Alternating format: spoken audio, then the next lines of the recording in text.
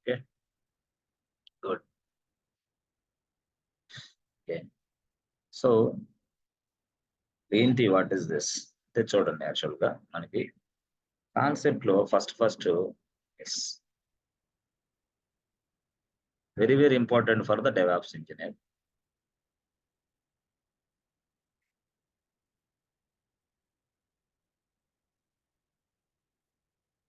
Memory management. Okay, so memory management అనేది very very important అనమాట ఎక్కడ, మనకి డెవాప్స్ లో. ఓకే, సో ఆ జనరల్ గా చూస్తే, ఎస్ ఫ్రెండ్, జనరల్ గా చూస్తే మనకి ఎట్లా ఉంటాయి అంటే ఇక్కడ చూడండి, ఇక్కడ ఎస్ ఫ్రెండ్స్, మెమరీ మేనేజ్మెంట్ లో మెమరీ, ఎంఈఎంఓఆర్ మెమరీ. సో మెమరీలో యాక్చువల్ గా చెప్పాలంటే మనకి చూడండి, primary memory,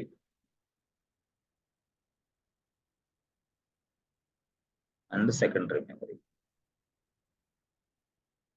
secondary memory, memory అంటే ఏంది, ఏదైనా ఒక ఇన్ఫర్మేషన్ స్టోర్ చేసుకోవడానికి మెమరీ ఉపయోగిస్తాం. అదేందనేది మెమరీ అనేది ఏదైనా ఒక ఇన్ఫర్మేషన్ స్టోర్ చేసుకోవడానికి, అంతే కదా. Secondary memory, primary memory.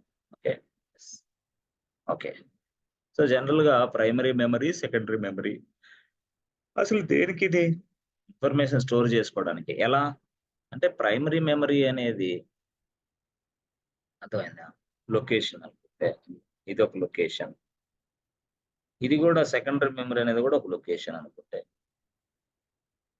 అయితే ఈ ప్రైమరీ మెమరీలో లొకేషన్ అనుకుంటే దాంట్లో మనం ఏం చేయొచ్చు, ఏదైనా స్టోర్ చేయొచ్చు ఇన్ఫర్మేషన్. ఓకే, ఇక్కడ కూడా ఇన్ఫర్మేషన్ స్టోర్ చేయొచ్చు. ఓకే, ఎక్కడ, సెకండరీ మెమరీలో. అంటే మెమరీ అనేది can be divide into two types, primary memory as well as secondary memory. ఈ రెండు కూడా రెండు లొకేషన్స్, ఈ రెండు లొకేషన్స్ ఇన్ఫర్మేషన్ స్టోర్ చేస్తాం. In this two locations we can also store the information.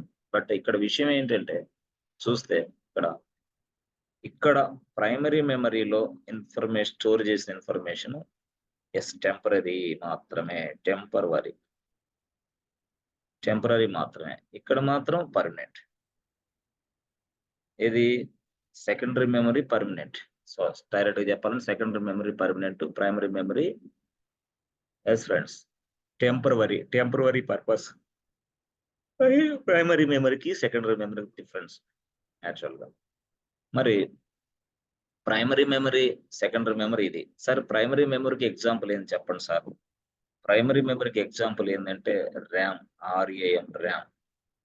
Sir secondary మెమరీకి ఎగ్జాంపుల్ ఏంటంటే yes friends, hard disk. Hard disk, actual hard disk. అంటే హార్డ్ డిస్క్ నే మనం సెకండరీ మెమరీ అంటాం, ర్యామ్ ని మనం ప్రైమరీ మెమరీ అంటాం. సో హార్డ్ డిస్క్ లో చేసిన ఇన్ఫర్మేషన్, స్టోర్ చేసిన ఇన్ఫర్మేషన్ పర్మనెంట్ గా ఉంటుంది, ర్యామ్ లోది పర్మనెంట్ కాదు, టెంపరరీ మాత్రమే. అది ఒకటి. కానీ ఇక్కడ హార్డ్ డిస్క్ అనేది ఎస్ పర్మనెంట్ గా డేటాని స్టోర్ చేసుకోవడానికి, మరి ర్యామ్ దేనికి, టెంపరరీగా. అది ప్రైమరీ మెమరీ, సెకండరీ మెమరీ అంటే. మరి ఇప్పుడు suppose primary memory, secondary memory అర్థమైంది. సో ఈ ప్రైమరీ మెమరీని ఇంకో భాషలో ఏమని పిలుస్తాం అంటే మెయిన్ మెమరీ అని పిలుస్తాం.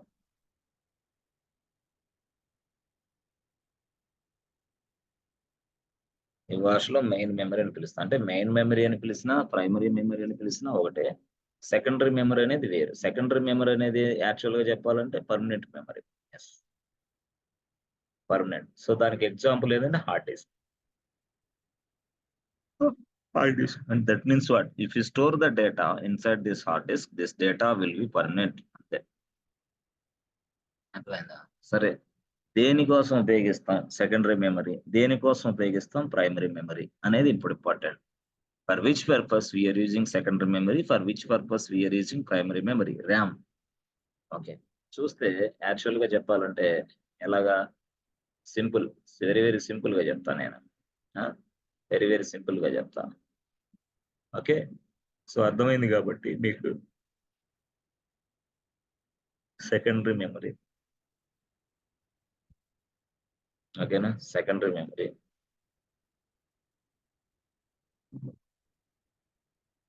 తర్వాత సెకండరీ మెమరీ, తర్వాత primary memory.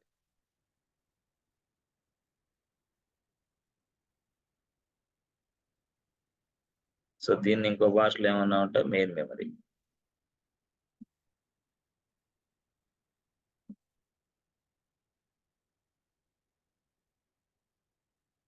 So main memory ఇట్లా. మీకు ఎగ్జాంపుల్ ఏం చెప్పాను, ఇక్కడ ర్యామ్ అని చెప్పాను, ఇక్కడ ఎగ్జాంపుల్ ఏంది సిపియు అని చెప్పాను, సారీ హార్డ్ డిస్క్ అని చెప్పాను.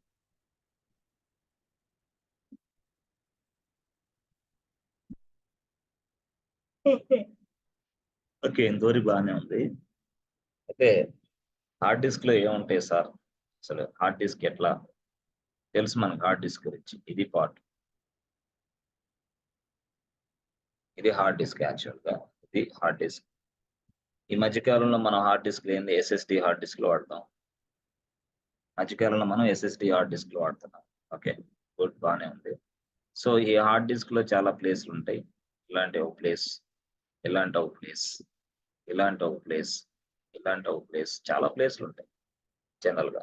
సో హార్డ్ డిస్క్ ఇదంతా టోటల్ గా, ఇదంతా కూడా హార్డ్ డిస్క్. హార్డ్ డిస్క్ లో ఎట్లా ఒక ప్లేస్ లో ఓఎస్ ఇన్స్టాల్ అయి ఉంటుంది, OS related stuff everything will be available in side this place. ఇంకో సైడ్ లో మనకి ఎవరన్నా సరే జావా కానీ పైథాన్ కానీ ఏమన్నా టూల్స్ టెక్నాలజీస్ ఉపయోగిస్తారు, అవి ఇక్కడ ఉంటాయి, జావా పైథాన్ అట్లా. కొంతమంది టెస్టింగ్ చేయడానికి టెస్టింగ్ టూల్స్ ఉంటాయి కదా, testing tools. So testing tools కూడా ఇక్కడ ఇలాగా. ఓకేనా, సో ఓఎస్ ఉంటుంది. తర్వాత ఇట్లా ఎంత ఎక్కడ ఉంటుంది ఫ్రెండ్స్, హార్డ్ డిస్క్ లో. ఓకే, హార్డ్ డిస్క్ లో ఓఎస్ ఉంటుందా, హార్డ్ డిస్క్ లోనే ఓఎస్ ఉండేది, హార్డ్ డిస్క్ లోనే ఓఎస్ ఉంటుంది. Okay, okay, good. సో ఈ విధంగా సాఫ్ట్వేర్ కి సంబంధించిన టూల్స్ కానీ టెక్నాలజీస్ కానీ ఇక్కడ ఉంటాయి. ఈ ప్లేస్ అనుకోండి, ఇక్కడేమో ఓఎస్ ఉంటుంది అనుకోండి. మరి ఇవేంటి అంటే, ఇవేంటి అని అంటే ఈ ప్లేస్ లో ఏంటి అంటే, హార్డ్ డిస్క్ లో ఈ ప్లేస్ లో ఏంటంటే, ఎస్ ఫ్రెండ్స్, మనం ఆల్రెడీ చూసాం బ్యాంకింగ్ అప్లికేషన్. సో మనం ఆల్రెడీ చూసాం బ్యాంక్ అప్లికేషన్. సో ఈ బ్యాంక్ అప్లికేషన్స్ లో మనకి ఏముంటాయి, డిపాజిట్స్ ఉంటాయి అని చెప్పాను కదా, ఎస్ సార్ నో. తర్వాత పేమెంట్స్ ఉంటుంది అని చెప్పాను కదా, పేమెంట్స్ ఉంటాయి అని చెప్పాను. పేమెంట్స్ జరగాలంటే ఎట్లా, అదేనా పేమెంట్ జరగాలంటే ఎట్లా అనేది కూడా. అయితే పేమెంట్ అనేది ఎలా జరిగిద్ది అసలు రియాలిటీలో, పేమెంట్ అనేది ఎలా జరిగింది రియాలిటీలో చూస్తే, ఎస్ ఫ్రెండ్స్, అసలు ఒక పేమెంట్ అనేది ఎలా చేస్తాం, ఆ, అసలు ఏంటి దాని ప్రొసీజర్ ఏంటి చూస్తే, పేమెంట్ కి సంబంధించి ఎలా నడిచింది. So not only payment, withdrawal, withdrawal. So withdrawal కి కోడ్ ఎలా ఉంటది, పేమెంట్స్ కి కోడ్ ఎలా ఉంటది, అర్థమైందా? ఇదంతా ఒక స్టోరీ అన్నమాట యాక్చువల్ గా చెప్పాలంటే. అంటే ఎలా చేస్తాం సార్, ఏం సార్ అంటే, సింపుల్ గా మనం ఎప్పుడైనా సరే గుర్తుపెట్టుకోండి,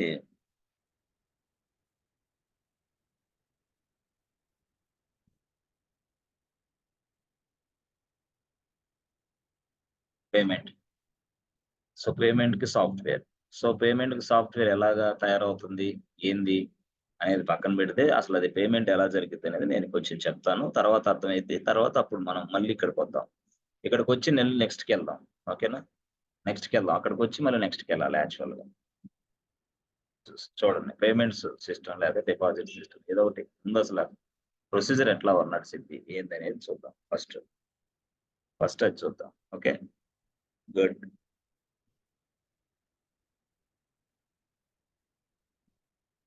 ఓకే, సో ఇప్పుడు యాక్చువల్ గా మనకి ఒక ఫోన్ పే సాఫ్ట్వేర్ ఉంది, ఫోన్ పే.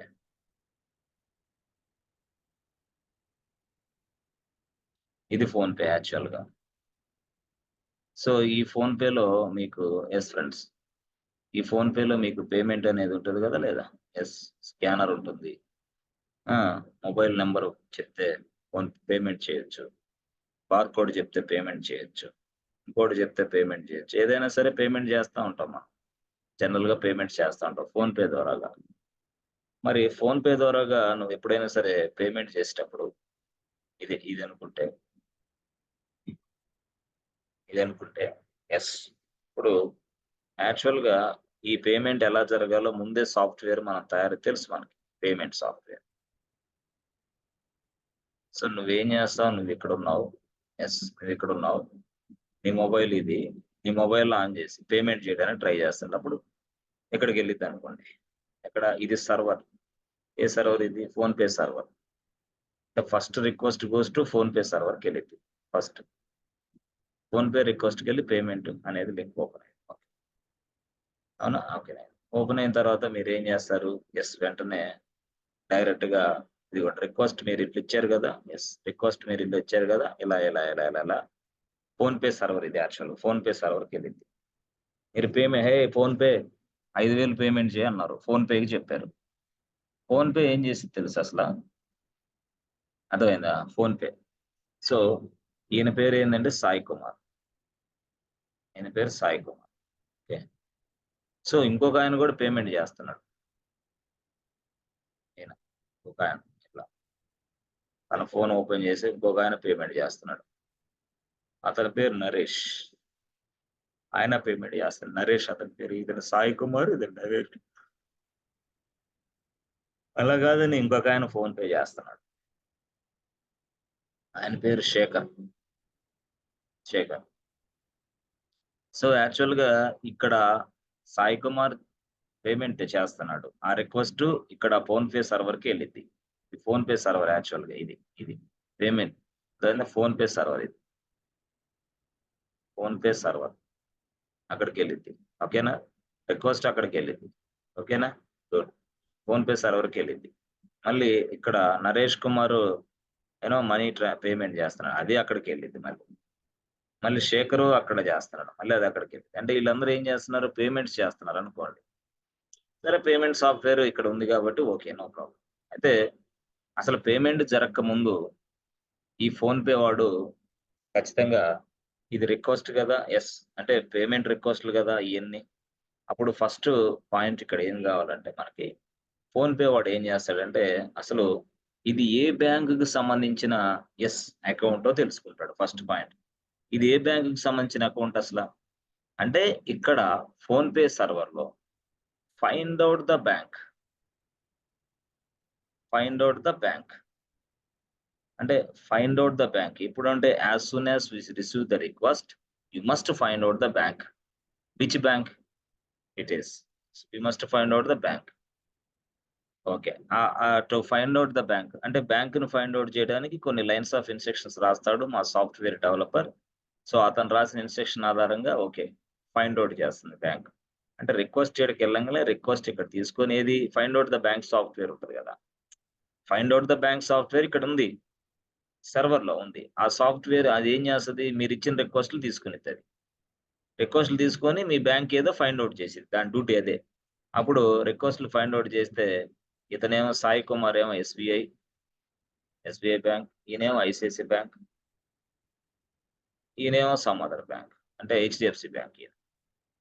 యాక్చువల్ ఇది కూడా ఫైండ్ అవుట్ చేసింది అలాగే, ఏమని ఎట్లా ఫైండ్ అవుట్ చేసింది, Sai Kumar some SBI bank, Shekhar some ICICI bank.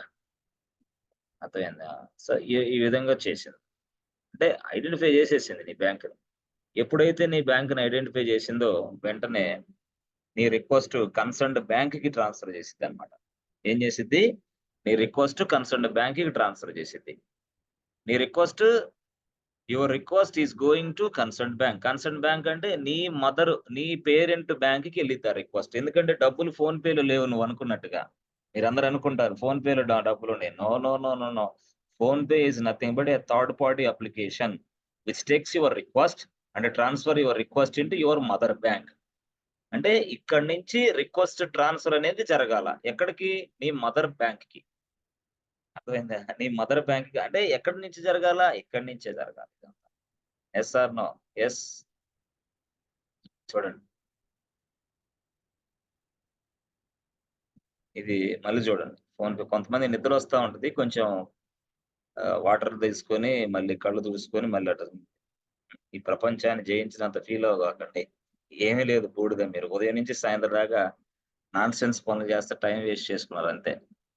కొంచెం కళ్ళు తీసుకొని నీట్‌గా మళ్ళీ కూర్చోండి. ఓకే. నిద్ర వచ్చిన వాళ్ళకి. ఫోన్ పే సర్వర్ ఇది యాక్చువల్గా. ఏంటిది ఏ సర్వర్ ఇది? Phone pay server. ఈ ఫోన్ పే సర్వర్ కి నువ్వు రిక్వెస్ట్ పెడుతున్నావు. ఎస్. ఇది, ఇది, ఇది. అవునా? మొత్తం ఎంతమంది? 3 మెంబర్స్. ఒక పర్సన్ ఏమో ఎస్‌బీఐ. ఎస్‌బీఐ అంటే నీ బ్యాంక్ ఎస్‌బీఐ. నువ్వు బ్యాంక్ ఎస్‌బీఐ నుంచి ఫోన్ పే చేస్తున్నావు. ఎవరికి? పేమెంట్ చేస్తున్నావు. ఎవరికి? సమ్ అదర్ పర్సన్‌కి. ఇతనేమో ఐసీఐసీ బ్యాంక్. ఇది. నీ ఐసీఐసీ బ్యాంక్ అకౌంట్ నుంచి పేమెంట్ చేస్తున్నావు ఇంకొక అతనికి. ఈయనేమో హెచ్‌డీఎఫ్‌సీ బ్యాంక్. హెచ్‌డీఎఫ్‌సీ బ్యాంక్ నుంచి ఇదిగో పేమెంట్ చేస్తున్నావు వేరే వాళ్ళకి. అప్పుడు చేసేటప్పుడు ఫోన్ పే ద్వారాగా చేస్తున్నావు కాబట్టి ఆ రిక్వెస్ట్ ఫోన్ పే సర్వర్‌కొచ్చింది. అప్పుడు ఫోన్ పే సర్వర్‌కొచ్చిన తర్వాత ఫోన్ పే వాడు ఏం చేస్తాడంటే డైరెక్ట్‌గా పేమెంట్ యాక్సెప్ట్ చేయడు. చేయకుండా ఏం చేస్తాడంటే ఫస్ట్ అసలు నువ్వెవరివి? ఏ బ్యాంక్‌కి సంబంధించిన వ్యక్తివనేది ఐడెంటిఫై చేస్తాడు. అంటే to find out the bank. To find out customer bank. Customer బ్యాంక్‌ని ఫైండ్ ఔట్ చేయడానికి సాఫ్ట్‌వేర్ తయారు చేసుకొని, ఆ సాఫ్ట్‌వేర్‌ని సర్వర్‌లో ఏస్తాడు. అప్పుడు వెంటనే ఇది తీసుకొని నీ రిక్వెస్ట్ ఇటు తీసుకొని అసలు నీ బ్యాంక్ ఏదో డిస్‌ప్లే చేస్తది. అంటే సాఫ్ట్‌వేర్ ఇది యాక్చువల్‌గా. Software such a way that I created this software. The purpose of this software is to find out your bank details. The find out user details. Bank user details. Okay. అర్థమైంది. So, find out చేసిన తర్వాత చెప్పేసింది. అరే బాబు! ఈడు SBI నుంచి వచ్చాడని. ఇంకో వ్యక్తి చెప్పేసింది.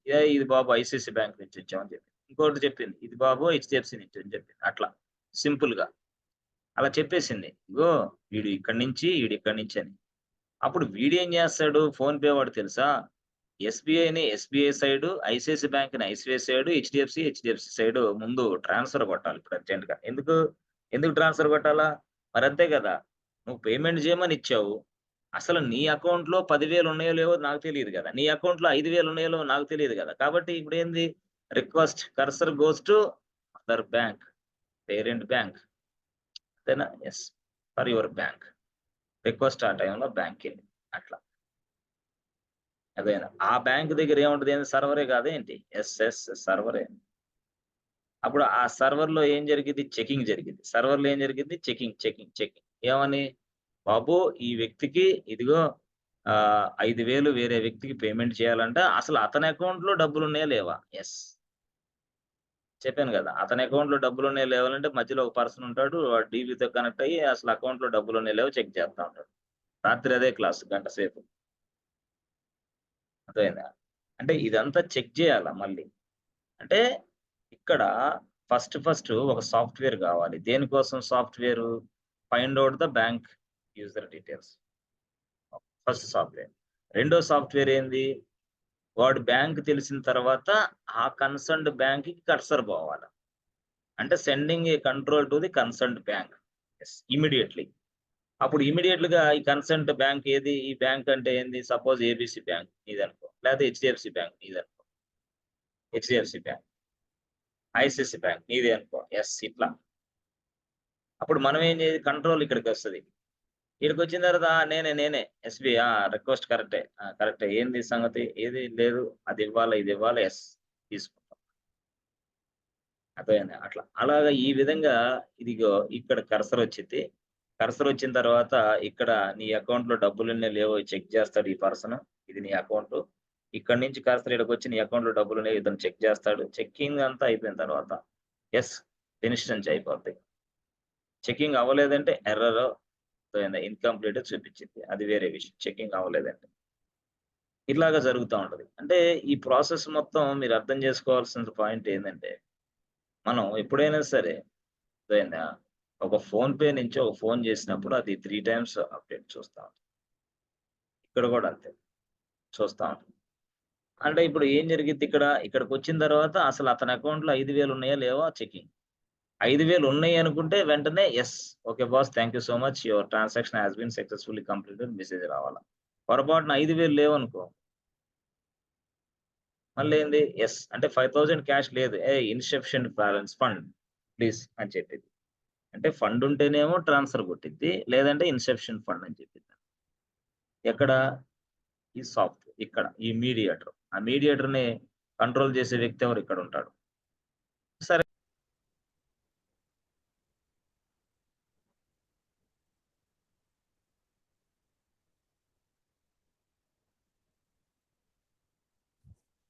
ఓకే. సో మనం ఈ క్లాస్లో డాకర్ క్యూబర్నెటిక్స్ మొదలు పెట్టాలి. డాకర్ ఫస్ట్ మొదలు పెట్టాలి మనం యాక్చువల్గా. సో డాకర్ మనం మొదలు పెట్టాలి, క్యూబర్నెటిక్స్ మొదలు పెట్టాలి. ఇది చాలా చాలా వెరీ వెరీ ఇంపార్టెంట్. ఓకే. ఈ డాకర్ క్యూబర్నెటిక్స్ పెట్టిన తర్వాత వెంటనే మీరు రెజ్యూమ్స్ అప్లోడ్ చేయొచ్చు మార్కెట్లోకి. డాకర్ క్యూబర్నెటిక్స్ ఒక పక్క, ఇది ఇక్కడ డాకరు, ఒక సైడ్ డాకరు, ఇంకో సైడ్ క్యూబర్నెటిక్స్ అయిపోద్ది కాబట్టి, ఇంకో సైడ్ ఏడబ్ల్యూఎస్ లో కొన్ని కాన్సెప్ట్లు అయిపోతూ ఉంటాయి కాబట్టి, అప్పుడు ఏడబ్ల్యూఎస్ లో ఉన్న కొన్ని కాన్సెప్ట్లు, డాకర్ క్యూబర్నెటిక్స్ కాన్సెప్ట్లు, ఈ రెండింటి కలిపి మార్కెట్లోకి వెళ్ళొచ్చు. అలా అంటే ప్రతిరోజు వర్క్ ఏ రోజు వర్క్ ఆ రోజు చేసుకోండి, ఈజీ అవుతుంది. కొన్నింత అవగాహన లేకుండా టైం వేస్ట్ చేసుకుంటే ప్రిపేర్ అయ్యేటప్పుడు కొంచెం ఇబ్బందులు వస్తాయి, తొందరగా జాబ్ కొట్టలేరు. అదొక ప్రాబ్లం అన్నమాట. ఏం లేదు, సింపుల్ లాజిక్. ఓకే, సరే సరే చూద్దాం యాక్చువల్గా ఏంటనేది.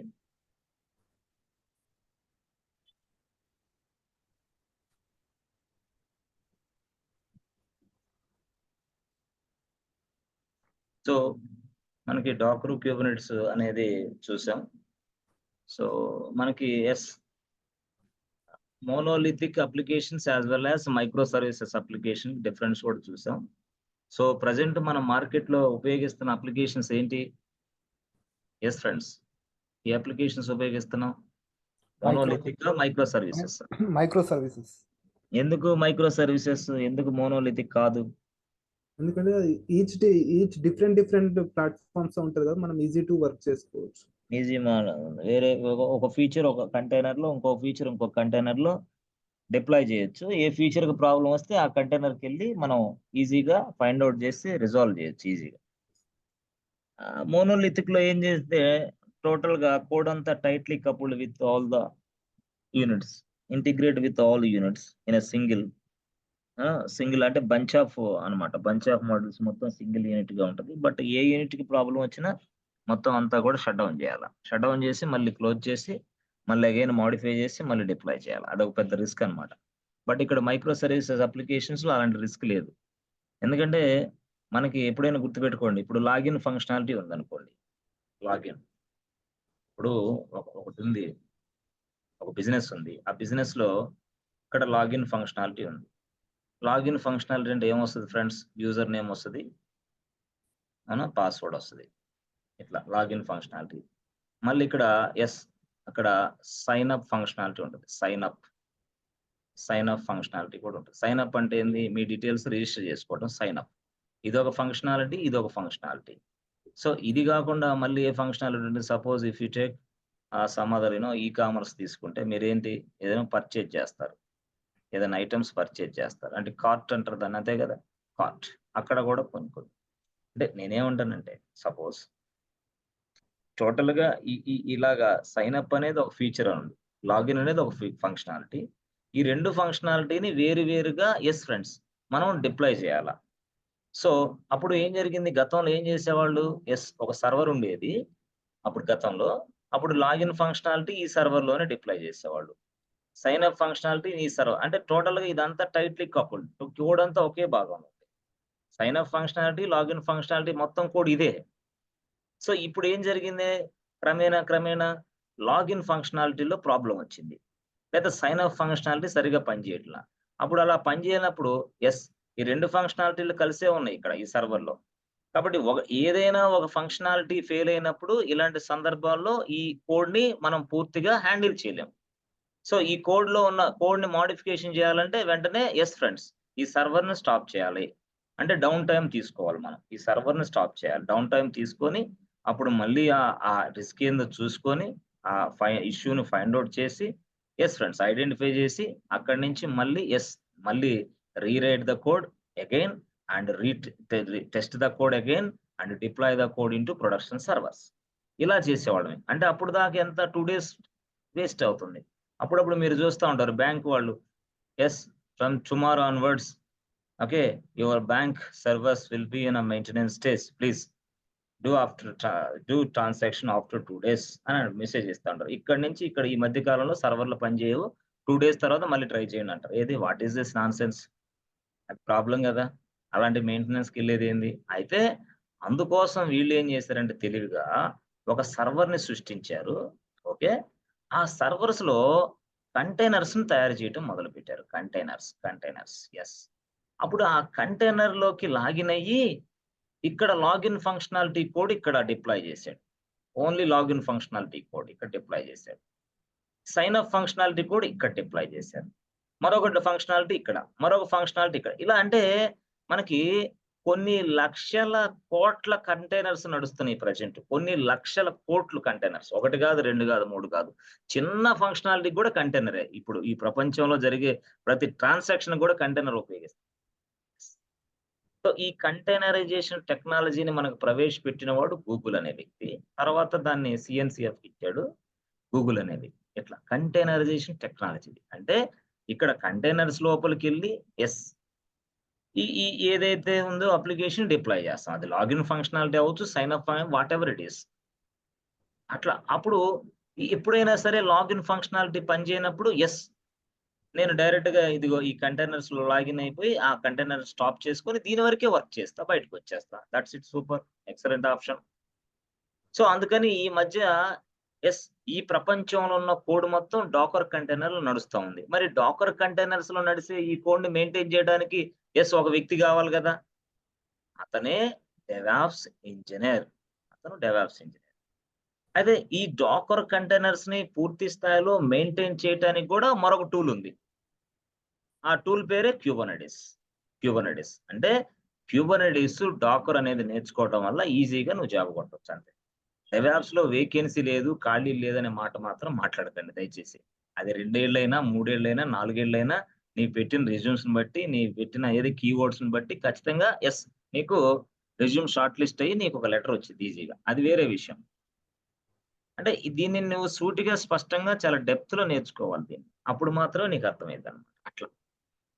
అది కంటైనర్స్.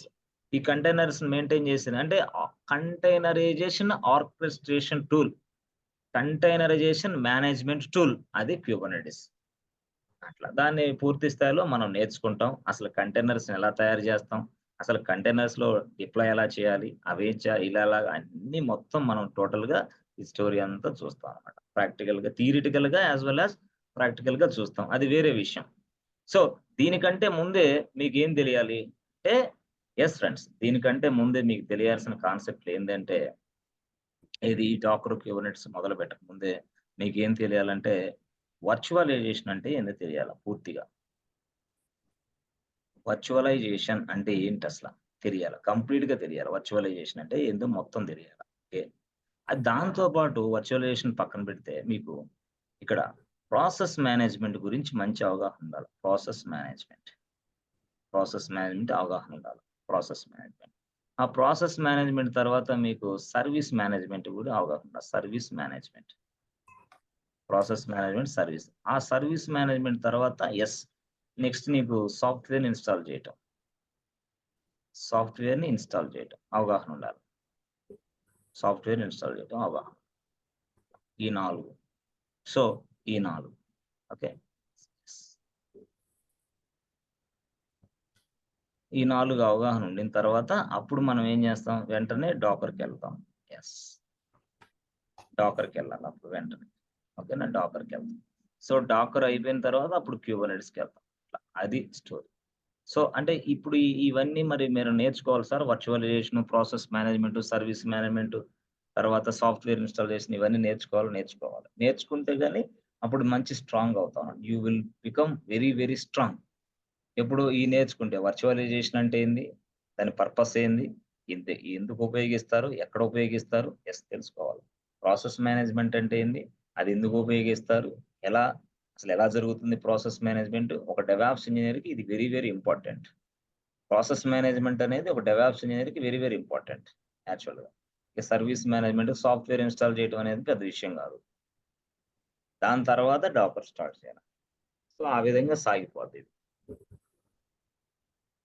అదే ఇక తొందరపడే వాళ్ళకేందంటే ఈ కోర్స్ పనికిరాదు. వాళ్ళు వేరే పనికిమాలిన అడ్డమైన చెత్త కోర్సులు నేర్చుకొని మార్కెట్‌లోకెళ్ళి సంవత్సరం తిరుగుతారు. అది గాక, ఇది గాక. సంవత్సరం 6 నెలలు గాదు, 3 నెలలు గాదు. సంవత్సరం తిరగాల. ఎందుకు? నీకు అసలు షార్ట్ కట్‌లో కోర్స్ అయితే నేర్చుకుంటావు గానీ, సాఫ్ట్‌వేర్ కంపెనీలోకెళ్తే నువ్వు వర్క్ చేయడానికి చేత కాదు గదా! అది ఆ కోర్సులు అట్లుంటాయి. కానీ ఇది మాత్రం నువ్వు నేర్చుకున్న తర్వాత సాఫ్ట్‌వేర్ కంపెనీలోకెళ్ళి జాబ్ చేయగలవు. అట్లా ఇది. దానికోసం ఫుల్ స్ట్రాంగ్ ఫౌండేషన్ ఉండాలి నీకు. దాన్ని పూర్తి స్థాయిలో మనం నేర్చుకోవాలి. నేర్చుకుంటే గాని వర్కౌట్ అవ్వదు. ఓకేనా? Yes friends. ఓపికుందా? Yes sir. 2 సంవత్సరాలు, ఎస్ సార్. 23 సంవత్సరాలు, 73 సంవత్సరాలోళ్ళలాగా ఆలోచించకండి దయచేసి. సహనం, ఓర్పు, అన్ని పట్టుదల మొత్తం కావాలి. అన్నీ ఉంటే గాని ఈ కోర్సులు మనం నేర్చుకుని అంటే 3 కోర్సులు మనం నేర్పించేది. లైనక్స్ ఒక కోర్సు, ఏడబ్ల్యూఎస్ ఒక కోర్సు, డెవాప్స్ ఒక కోర్సు. ఇట్లా 3 కోర్సులు నేర్చుకుంటే వెయిటేజ్ ఉంటదని నేర్పిస్తున్నాం అంతే. బాగా ఈజీగా.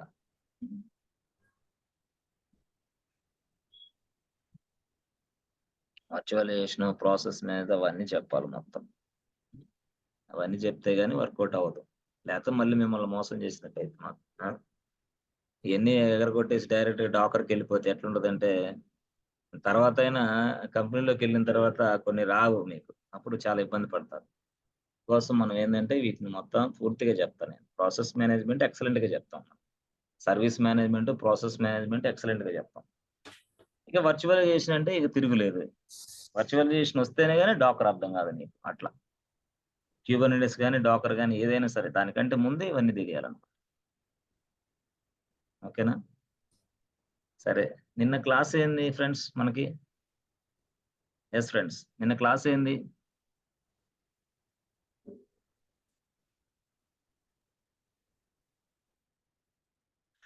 So what was our last discussion? Yes friends. Last discussion ఏంటి?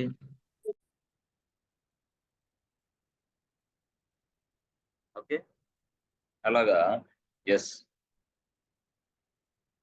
అంటే కర్సర్ ఏదైతే కంట్రోల్ ఇక్కడి నుంచి ఫోన్‌పే నుంచి డైరెక్ట్‌గా కన్సర్న్డ్ బ్యాంక్‌కి ట్రాన్స్‌ఫర్ అవ్వాలో, ట్రాన్స్‌ఫర్ అవ్వటానికి కూడా మళ్ళీ సాఫ్ట్‌వేర్ తయారు చేసుకోవాలి. ఎవడు? ఫోన్‌పే వాడు. ఏమని?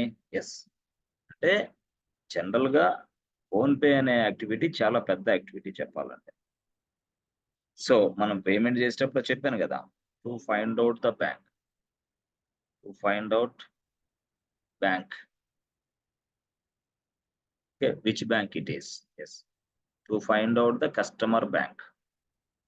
Customer bank. To find the customer bank. So, ఎప్పుడైతే ఇక్కడ చెప్పాను గదా! 1, 2, 3 యెస్. 3 ముగ్గురు కస్టమర్లు. సో, 5,000 ఇతను ట్రాన్స్‌ఫర్ పేమెంట్ చేస్తున్నాడు. ఇతనేమో 10,000 పేమెంట్ చేస్తున్నాడు. ఇతనేమో 2,000 పేమెంట్ చేస్తున్నాడు ఎక్కడో. అంటే డిఫరెంట్ డిఫరెంట్ ప్లేస్‌లో ఉన్నారు వీళ్ళు. డిఫరెంట్‌గా అక్కడ వేరే పర్చేజ్ చేశారు. ఇంకోటో మొత్తానికి పేమెంట్ చేస్తున్నారు. సో, ఆ పేమెంట్ రిక్వెస్ట్ ఇక్కడికే వచ్చింది. ఆ పేమెంట్ రిక్వెస్ట్ ఇక్కడికే ఫోన్‌పే. ఇదంతా ఫోన్‌పే సర్వర్ యాక్చువల్‌గా. ఫోన్‌పే అనే సర్వర్. ఫోన్‌పే సర్వర్ ఇది.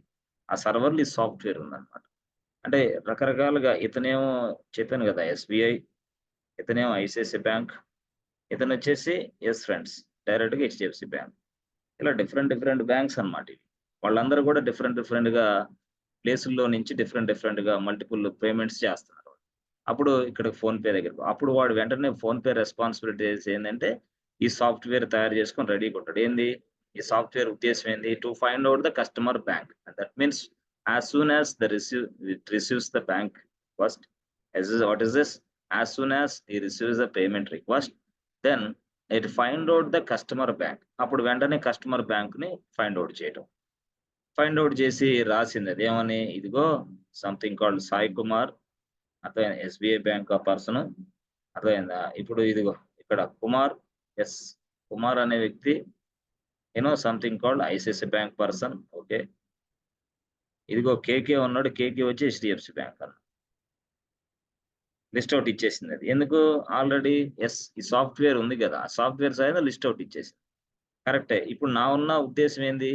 నేను ఫోన్‌పే. కానీ వాడేమంటున్నాడు? 10,000 ట్రాన్స్‌ఫర్ కావాలంటున్నాడు. కానీ ఫోన్‌పే డైరెక్ట్‌గా 10,000 ట్రాన్స్‌ఫర్ వేరే వాడికి చేయదు. ఏం చేస్తది? ఏం చేస్తదంటే డైరెక్ట్‌గా ఏదైతే ఎస్‌బీఐ బ్యాంక్, ఐసీఐసీ బ్యాంక్ ఇక్కడ ఉందో అక్కడికి డైరెక్ట్‌గా కర్సర్ కంట్రోల్ అనేది మూవ్ అయిద్ది. ఆ కర్సర్ కంట్రోల్ మూవ్ అవ్వటానికి కూడా మళ్ళీ సాఫ్ట్‌వేర్ కావాల్సిందే. అంటే ఆ బిజినెస్ లాజిక్ మళ్ళీ తయారు చేస్తాడు. యెస్. మళ్ళీ ఆ బిజినెస్ లాజిక్. ఎందుకు? Yes. Control What is this? The cursor goes to, or control goes to, or request goes to concerned bank. Request goes to concerned bank software. ఇక్కడ ఏం రాస్తాడు? మళ్ళీ ఒక సాఫ్ట్వేర్ తయారు చేస్తారు. ఏం సాఫ్ట్వేర్ అది? Yes, request goes to concern yes friends bank. అంటే ఆ బ్యాంక్ లోకి కర్సర్ వెళ్ళడానికి కూడా ఇక్కడ సాఫ్ట్వేర్ రాసుకుంటాం, మనం కోడ్ రాసుకుంటాం, lines of instructions. With the help of this lines of instructions we can able to communicate with this fellow. ఎవరు? Bank fellow. బ్యాంక్ అంటే ఎవరు? నీ బ్యాంక్. నువ్వు ఎవరైతే ఎస్బికి ఉన్నావో వాడి బ్యాంక్. ఇది ఎస్బిఐ.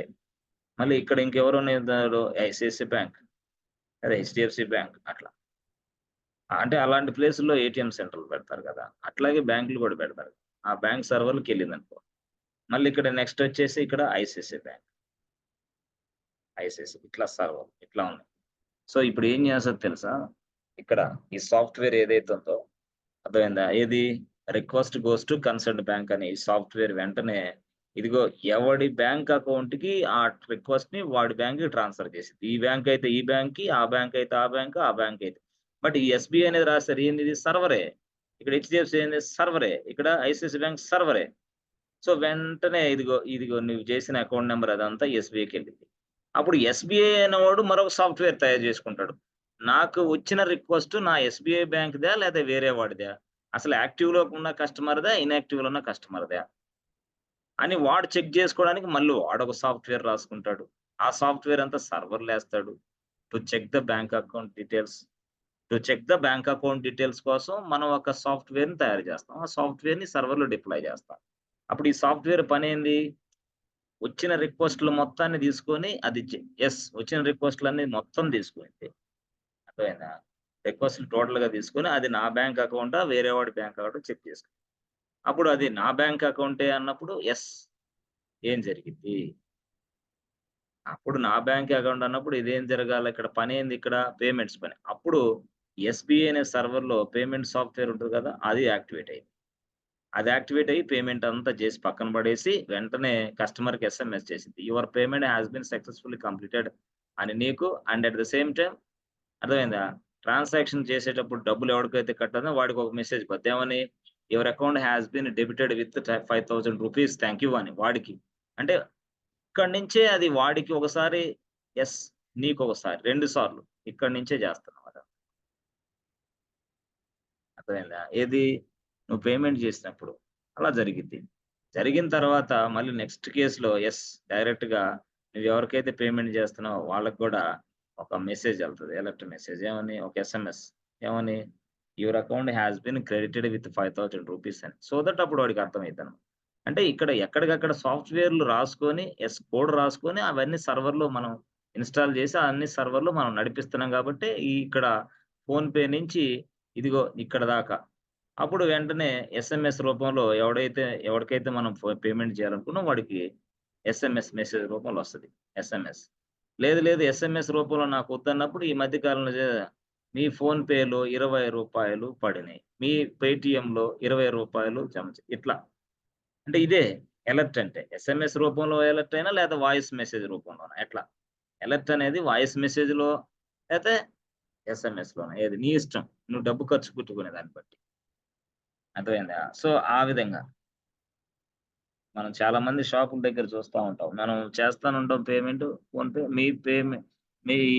మీ అకౌంట్‌లో 50 రూపాయలు, మీ అకౌంట్‌లో 2000 అట్లా క్రెడిట్ అయినాయి. లేతే వేయబడినయి ఏదో చెప్తా ఉంటారు. అంటే దీన్ని బట్టి ఏమర్థమవుతుందంటే డైరెక్ట్‌గా ఇక్కడంతా కూడా మళ్ళీ నెక్స్ట్ అవుట్‌పుట్ కూడా వాళ్ళకి తెలియజేస్తానన్నమాట. Whether you are wrong or right అనేది కూడా కస్టమర్‌కి తెలుస్తుంది. అప్పుడు వాడికి 5,000 ట్రాన్స్‌ఫర్ అయినట్టు వాడికి మెసేజ్ వస్తది. మళ్ళీ మనకొక మెసేజ్ వస్తది. ఏమని? ఓకే, 5,000 వాడికి పంపించాను. కానీ 5,000 తర్వాత ఉన్న బ్యాలెన్స్ ఎంతో తెలుసా? 2,000 ఉన్నాయి. అంటే బ్యాలెన్స్ డీటెయిల్స్ కూడా మనకు పెడతాడన్నమాట. ఏది? మన అకౌంట్ బ్యాలెన్స్ డీటెయిల్స్. అప్పుడు నాకు అర్థమైంది. ఓహో! 8,000 అక్కడ పే చేశాను, లేదా 5,000 అక్కడ పే చేశాను. ఇదిగో 2,000 నాది అకౌంట్‌లో ఉన్నాయి. సో దట్ అట్లా తెలిసింది. సో ఈ విధంగా మనకి పూర్తి స్థాయిలో ఒక సర్వర్ నుంచి ఇంకో సర్వర్‌కి కర్సర్ కంట్రోల్ మూవ్ అవుతా ఉంటది. అంటే డిపెండెన్సీ ఉంది. ఈ సర్వర్ తోటి డిపెండెన్సీ ఒకటి, ఆ సర్వర్ తోటి డిపెండెన్సీ ఒకటి ఉందన్నమాట. అట్లా డిపెండెన్సీ అయితే ఉంది యాక్చువల్‌గా చెప్పాలంటే. అర్థమైందా? సో, డిపెండెన్సీ ఎట్లా ఉంది సార్? ఇది ఎస్‌బీఐ సర్వర్. ఇది ఇంతే. ఇదేంది ఇది? ICICI bank server. ICICI bank. అంతే అయిపోయింది. ఇదొకటి, అదొకటి. ఐసీఐసీఐ బ్యాంక్ అయిపోయింది. ఇది యాక్చువల్‌గా చెప్పాలంటే. ఇప్పుడు యాక్చువల్‌గా ఎస్‌బీఐ ఐసీఐసీఐ బ్యాంక్ 2 ఉన్నాయి. ఇవేంటి సార్? ఈ సర్వర్‌లే. ఇది సర్వరే, ఇది సర్వరే యాక్చువల్‌గా. 2 సర్వర్‌లే. యెస్. అంటే ఇక్కడ కస్టమర్ ఏం చేస్తాడు? వెంటనే ఒక బ్యాంక్‌కెళ్తాడు. This is bank. బ్యాంక్. బ్యాంక్‌కెళ్తే అక్కడ ఒక పర్సన్ కూర్చుంటాడు. బాబు ఏం కావాలి? వాట్ కెన్ ఐ ఫర్ ఏం లేదండి. ఒక 50,000 డిపాజిట్ చేయాలని అని అంటావు. ఎక్కడ? అప్పుడు ఎంత? నీ అకౌంట్ నంబర్ ఉందా? ఆ! ఉందండి. యెస్. అప్పుడు నువ్విచ్చిన అకౌంట్ నంబర్‌కి ఇలా సబ్మిట్ చేస్తే ఇక్కడ ఎస్‌బీఐ బ్యాంక్ అకౌంట్ నీది కాబట్టి ఇది ఇలా రాసేసింది. అర్థమైందా? ఓకే. రాసేసింది. అంటే సర్వర్‌లో. సర్వర్. ఓకే. అయిపోయింది. అంటే డిపాజిట్‌కి సంబంధించిన ఇన్ఫర్మేషన్ రాసేసిందంట. డిపాజిట్ ఇన్ఫో రాసేసిందంట అట్లా. సరే ఇంకో పర్సన్ ఉన్నాడు. అతనేంది? ICICI bank. ICICI bank. అతనికేం కావాలా? అతనికి ఏం లేదు. 10,000 అవతల వ్యక్తికి ఇవ్వాలి అంతే. సబ్మిట్ కొట్టాడు. 10,000 అని కొట్టి సబ్మిట్ అని కొట్టాడు. అప్పుడు cursor goes to this place. ఈ ప్లేస్‌కెళ్ళిద్దనమాట. ఎందుకు? నీది ఐసీఐసీఐ బ్యాంక్ కాబట్టి. ఇక్కడెందుకు? ఎస్‌బీఐ కాబట్టి. ఇక్కడ ఐసీఐసీఐ బ్యాంక్ కాబట్టి కర్సర్ ఇక్కడికెళ్ళిద్ది. ఇక్కడికెళ్ళిన తర్వాత అదేం చెక్ చేసుకునిద్ది తెలుసా? Yes friends. డైరెక్ట్‌గా వీడు కరెక్ట్ ఇన్‌వాలిడా? వాలిడా? అసలు వీడు పూర్తి స్థాయిలో పూర్తిగా పని చేయగలడా? లేదా? అవన్నీ ఎంక్వైరీ చేసుకుంటది. అంటే ఇవన్నీ చేసిన తర్వాత అంటే నీ రిక్వెస్ట్ అనేది పూర్తిగా ఐసీఐసీఐ బ్యాంక్ దగ్గరికెళ్ళిపోద్ది. ఎందుకు? 5,000 ట్రాన్స్‌ఫర్ చేయాలంటున్నావుగా. ఆ సర్వర్‌కెళ్ళింది. ఆ సర్వర్‌కెళ్ళిన తర్వాత మరొక సర్వర్ దాన్ని రిక్వెస్ట్ తీసుకొని అది డీబీ సర్వర్. వెంటనే స్పాట్‌లో నీకు చెప్పేసిద్ది. ఏమని? "ఏమో బాబు ఉన్నాయి" అని చెప్పేసి. అప్పుడు మనం తీసుకుంటే మళ్ళీ అంటే అమౌంట్ ఉన్నాయా? లేవా? ఇక్కడ చెకింగ్ అవుతాం. అమౌంట్ ఉన్నాయా? లేవా? చెక్ చేస్తాం.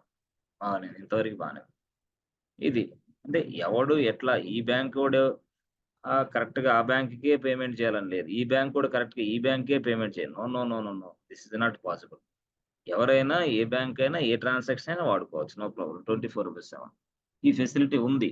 అర్థమైందా? అంటే బ్యాక్‌గ్రౌండ్‌లో such a way that they has been created like this. Back ఎండ్‌లో అంటే పూర్తి స్థాయిలో బ్యాక్‌గ్రౌండ్ అంతా ఇదే నడిసిద్ది. సరే బాగుంది సార్. ఇంతవరకు ఏదో కొంచెం కొద్దో గొప్ప అర్థమైంది. సాఫ్ట్‌వేర్ అంటే ఏందనేది. ఇప్పుడు యాక్చువల్‌గా ఇక్కడ నేను ఇది ఫోన్‌పే సర్వర్. సో, ఇదిగో నువ్విచ్చిన రిక్వెస్ట్ ఇది. ఇక్కడి నుంచొచ్చి నువ్వు ఏ బ్యాంకోడివో తెలుసుకునిద్ది. Find out your customer bank details. తర్వాత నువ్వు ఏ బ్యాంకో తెలిసిన తర్వాత ఫ్రెండ్స్ నువ్వేదో పలానా బ్యాంక్ అని తెలిసింది. మళ్ళీ ఆ బ్యాంక్‌కి డైరెక్ట్‌గా ఇక్కడ కర్సర్ మూవ్ చేయాలి గదా! అంటున్నాను. అంటే ఈ బ్యాంకులకెళ్ళాలి గదా! ఎళ్ళాలంటే ఇక్కడ ఏంది మళ్ళీ కోడ్ రాసుకోవాలా. అంటే ఏంది? దీనికోసం మళ్ళీ లైన్స్ ఆఫ్ కోడ్ రాయాలా. మళ్ళీ లైన్స్ ఆఫ్ కోడ్ రాసి మళ్ళీ ఏంది కంపైల్ చేసి, టెస్ట్ చేసి, ఎగ్జిక్యూషన్ చేసి మళ్ళీ సేమ్. అదంతా అయిపోయిన తర్వాత మళ్ళీ అది పని చేయటం మొదలుపెట్టిద్ది. ఎక్కడ? అప్పుడు ఇది యాక్చువల్. అప్పుడు నువ్వు ఇదిగో ఇక్కడ ఎళ్ళేది ఆ! సంథింగ్ కాల్డ్ ఏదైనా ట్రాన్సాక్షన్ నొక్కితే అప్పుడు ఇక్కడికొస్తది. ఇక్కడి నుంచి ఆడికెళ్తాం. ఏది ఫోన్‌పేకొచ్చి ఫోన్‌పే నుంచి కన్సర్న్డ్ బ్యాంక్స్‌కొస్తది. కన్సర్న్డ్ బ్యాంక్స్ వచ్చిన తర్వాత అసలు నీ అకౌంట్‌లో 5,000 ఉన్నాయో ఆ బ్యాంక్ చెక్ చేసిద్ది. ఒకవేళ 5,000 లేకపోతే మళ్ళీ ఇటు నుంచి ఇటు వచ్చేసి కస్టమర్‌కి customer you have not sufficient funds అంటది. అప్పుడు కస్టమర్‌కి అర్థమైద్ది. అప్పుడు వాడేదో చూసుకుంటాడు. అది వేరే విషయం. అంటే రియల్ టైమ్‌లో ప్రాసెస్ ఇట్లా నడుస్తది. అంటే ప్రతి సర్వర్‌లో ప్రతి దానికి ఒక సాఫ్ట్‌వేర్ ఉంటది. ఇప్పుడు చూసారా కర్సర్‌నే ఇది ఇక్కడ వచ్చిన రిక్వెస్ట్ ఏ బ్యాంకో తెలుసుకోవడానికి ఒకటి. నీకొచ్చిన రిక్వెస్ట్‌ని పూర్తి స్థాయిలో ఏ బ్యాంక్‌కి పంపించాలో అదొకటి 2 చాలా రిక్వెస్ట్‌లొస్తా ఉంటాయి. రిక్వెస్ట్‌లొస్తా ఉన్నప్పుడు ఒకడున్నాడు. వీడు ఐసీఐసీ బ్యాంక్ హోల్డర్. వాడేం చేసాడు నీకు 2,000 పేమెంట్ చేసాడు ఏదైనా తీసుకొని. నువ్వేమనుకున్నావు హడావుడిలో చూసుకోలా. ఐసీఐసీ బ్యాంక్ వాడిది అకౌంట్. మళ్ళీ చూసుకోవాలా. మరి చూసుకోకపోతే ఎట్లా? Yes or no? చూసుకోవాలి ఖచ్చితంగా. అర్థమైందా? అట్లా. ప్రతిది కూడా మనం క్షుణ్ణంగా పరిశీలించుకోవాల. అంటే ఏ అకౌంట్ నుంచి వస్తుందో ఆ అకౌంట్ ఏదో తెలుసుకొని ఆ కన్సర్న్డ్ బ్యాంక్‌కి కర్సర్ ట్రాన్స్‌ఫర్ చేయమంటున్నా. నా ఉద్దేశ్యం అది. అర్థమైందా? ఇప్పుడు నువ్వు ఒక బ్యాంక్ తీసుకున్నావు, ఏబిసి బ్యాంక్ అని. ABC bank. So, ABC bank ఏం చేయాలా? Yes friends. డైరెక్ట్‌గా మనం వాడితోటి మాట్లాడాలి. ఏమని? "అరే బాబు ఏబిసి బ్యాంక్ ఈ రిక్వెస్ట్ మీ కస్టమర్ ఇచ్చాడురా. వాడికేదో 5,000 పేమెంట్ చేయాలంట అత్యవసరం అర్జెంట్‌గా. కాబట్టి నేను నీకు రిక్వెస్ట్ పెడుతున్నా. రిక్వెస్ట్ చెక్ చేసుకో." నేనేం చెక్ చేయను. ఎందుకు? అసలు నాకు సంబంధం లేని యూజర్ ఈడు. అసలు నాకు సంబంధం లేని యూజర్. ఎందుకంటే వాడు నీ బ్యాంక్ అకౌంట్ హోల్డర్. అసలు ఆ వ్యక్తి నీ బ్యాంక్ అకౌంట్‌లో ఉన్నాడో లేదో తెలుసుకో. ఆ వ్యక్తి యొక్క అకౌంట్ యాక్టివ్‌లో ఉందా లేదో తెలుసుకో. తర్వాత ఇదిగో ఇక్కడి నుంచి ఇక్కడికి చేసేసేయి. అర్థమైందా? ఏది పేమెంట్స్. అంటే పేమెంట్ జరగకముందే ఇంత ప్రొసీజర్ నడుస్తదన్నమాట. అప్పుడు వాడు యెస్ పేమెంట్‌కి సంబంధించి ఏదన్నా చేస్తే వెంటనే సక్సెస్ అయిద్ది. సక్సెస్ అయిన తర్వాత మెసేజ్ నీకు వచ్చిద్ది, వాళ్ళకి వచ్చిద్ది. నీకేమొచ్చిద్ది? 5,000 కట్ అయినట్టు నీకొచ్చిద్ది. వాళ్ళకేమొచ్చిద్ది? యెస్ మీ అకౌంట్‌లో 5,000 ఏసినట్టుగా వాళ్ళకొస్తది.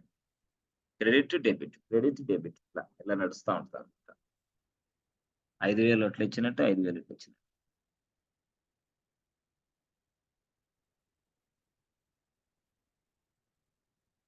ఓకే. అంటే ఈ మొత్తం సర్వర్‌లేనా సార్? ఈ మొత్తం సర్వర్‌లే. మరి వీటిని ఒకదాని మీద ఒకదానికి డిపెండెన్సీ ఉంది. దీని నుంచి యెస్ ఇన్‌పుట్ ఇస్తే ఇది ఔట్‌పుట్ అయ్యిద్ది. దీనికి మళ్ళీ ఇన్‌పుట్ ఇస్తే మళ్ళీ ఔట్‌పుట్‌నిస్తది. అంటే ఇక్కడ అంటే ఈ సర్వర్ దీనికి ఇన్‌పుట్‌గా, మళ్ళీ ఈ సర్వర్ దీనికి ఇన్‌పుట్‌గా అట్లా. మళ్ళీ ఈ సర్వర్ దీనికి అట్లా అట్లా వెళ్ళిపోతుంది. Chain link ఎళ్తుంది.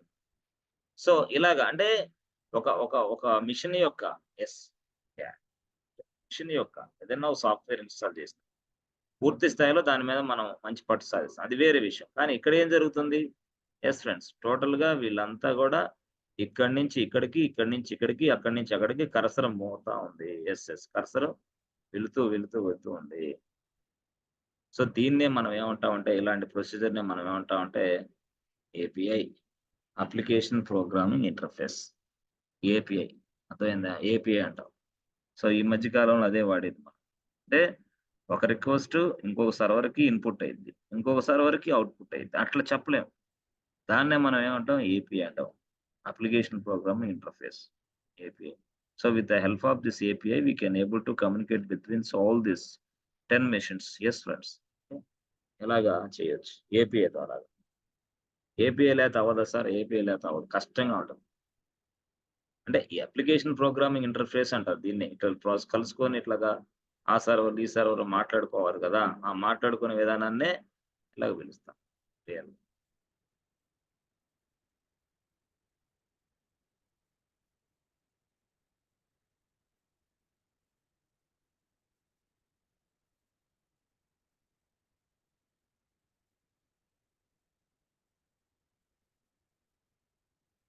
యెస్ ఫ్రెండ్స్ ఏమన్నా అర్థమవుతుందా? యెస్. సాఫ్ట్‌వేర్ అంటే అర్థమైంది ఇక్కడ. మళ్ళీ ఇక్కడ ఒక రకమైన సాఫ్ట్‌వేర్ అంటే ఫోన్‌పే వాడు ఖర్చు పెట్టుకుంటాడిక్కడ. ఫోన్‌పే వాడు ఖర్చు పెట్టుకొని తన సాఫ్ట్‌వేర్ ఇలాగ తయారు చేసుకుంటాడు. అక్కడి నుంచి అది అంటే నీ డబ్బులు ఫోన్‌పేలో ఉన్నాయా? బ్యాంక్ ఏటీఎంలో ఉన్నాయా? అంటే ఫోన్‌పేలో లేవు. బ్యాంక్ ఏటీఎం ఉంది. అందుకనే కర్సర్ కంట్రోల్ డైరెక్ట్‌గా నీ బ్యాంక్ సర్వర్‌కి రీచ్ అయిద్ది. అప్పుడు నీ బ్యాంక్ సర్వర్‌లో ఉంటది నీ డేటా అంతా, నీ హిస్టరీ అంతా. దాన్ని బట్టి నువ్వేం చేయాలని చేయొచ్చు. అసలు నీకు బ్యాంక్ సర్వర్‌కెళ్ళకుండా ఊరక ఫోన్‌పేలో చూస్తే డబ్బులెట్టుంటాయి? ఏం మరి మేము చెక్ బ్యాలెన్స్ అని ఫోన్‌పే కొడితే వెంటనే మాకు డిస్‌ప్లే కాడుతుంది. అంటే అది సర్వర్ నుంచి వస్తుంది. నీ మొబైల్‌లో లేదది. సర్వర్ నుంచి వస్తున్నదే response. Yes. This is the response which we have received from server. Server నుంచి వస్తున్నది. యెస్ ఫ్రెండ్స్ అర్థమవుతుందా లేదా? అర్థమవుతుంది సార్. యెస్. అంటే యెస్. అర్థమవుతుంది సార్. ఇది సో టోటల్‌గా ఇక్కడ 1, 2, 3, 4 ఇన్ని సర్వర్‌లున్నాయి. ఈ మొత్తానికి అంటే ఇక్కడి నుంచి ఇక్కడికి, ఇక్కడి నుంచి ఇక్కడికి దాన్నే మనం ఏపీఐ అంటాం. Application programming interface. అంటే ఒక సర్వర్ ఇంకో దానికి డిపెండెన్సీ. ఇంకో సర్వర్ ఇంకో దానికి డిపెండెంట్. మధ్యలో ఏ సర్వర్ నడవకపోయినా నీ పేమెంట్ ట్రాన్సాక్షన్ ఫెయిల్ అయిద్దక్కడ. అర్థమైందా? అంటే నువ్వు ఏ బ్యాంకో కనుక్కోవడానికి సాఫ్ట్‌వేర్ కావాలా ఫోన్‌పేలో. ఏ బ్యాంక్‌కి ట్రాన్స్‌ఫర్ చేయాలో సాఫ్ట్‌వేర్ కావాలి ఫోన్‌పేలో. అప్పుడు ఆ బ్యాంక్ అది ట్రాన్స్‌ఫర్ అయిద్ది. ట్రాన్స్‌ఫర్ అయిన తర్వాత అక్కడ వర్క్ ఎట్లా చేసిద్ది? చెప్పాను గదా!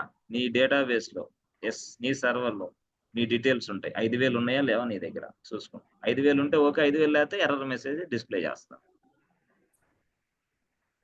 దీన్ని అప్లికేషన్ ప్రోగ్రామింగ్ ఇంటర్ఫేస్ అని కూడా అంటారు. అంటే పూర్తి స్థాయిలో ఈ విధంగా ఉంటది బ్యాక్గ్రౌండ్. అంటే ఇప్పుడు దీన్ని బట్టి మీరు ఏం అర్థం చేసుకోవాలి అంటే సింపుల్గా ఫ్రెండ్స్, సింపుల్గా మీరు ఏం అర్థం చేసుకోవాలి అంటే మనకి డిపాజిట్ అయినా, పేమెంట్ అయినా, విత్డ్రాల్ అయినా, ట్రాన్స్ఫర్ అయినా, లోన్స్ అయినా వీటన్నిటికీ సాఫ్ట్వేర్లు ఉన్నాయి, తయారు చేసాం, చూసాం ఆల్రెడీ. బట్ ఇది మొత్తం కలిపి డిపాజిట్ అయినా, పేమెంట్స్ అయినా, ఏదైనా ఈ మొత్తం కలిపి ప్రాజెక్ట్ అని పిలుస్తాం. ప్రాజెక్ట్ అంతే, ప్రాజెక్ట్.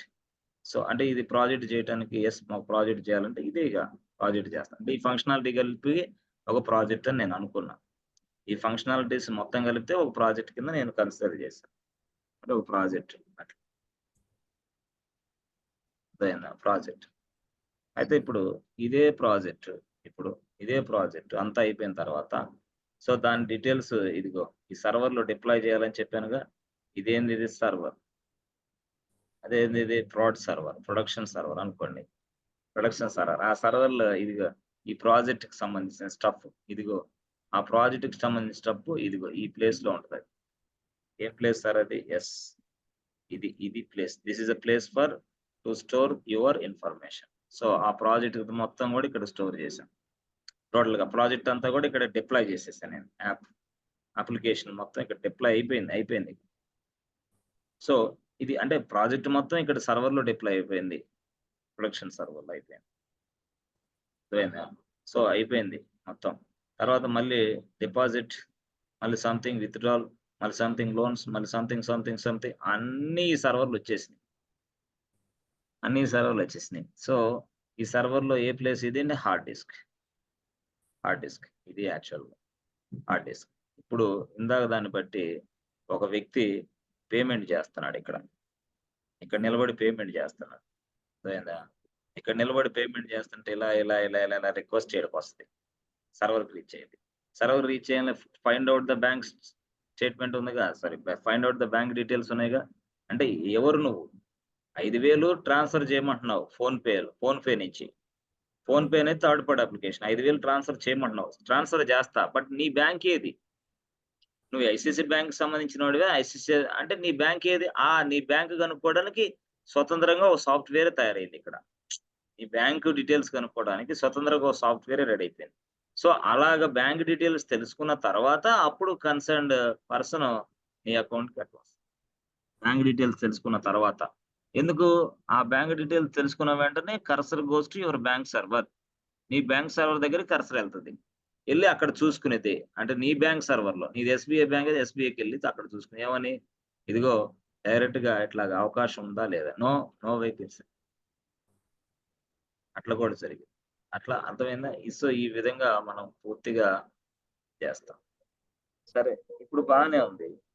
నేను ఇంకో పాయింట్ ఏంటంటే, నువ్వు ఇక్కడ నువ్వు 5,000 రూపీస్ ట్రాన్స్ఫర్ చేసినప్పుడు ఇక్కడ కర్సర్ ఇక్కడికి వచ్చింది అన్న, మళ్ళీ కర్సర్ వేరే పర్సన్ దగ్గరికి వెళ్ళిద్ది అని చెప్పి కర్సర్ వేరే పర్సన్ దగ్గరికి వెళ్ళి మళ్ళీ అలా కర్సర్ అయిపోయింది.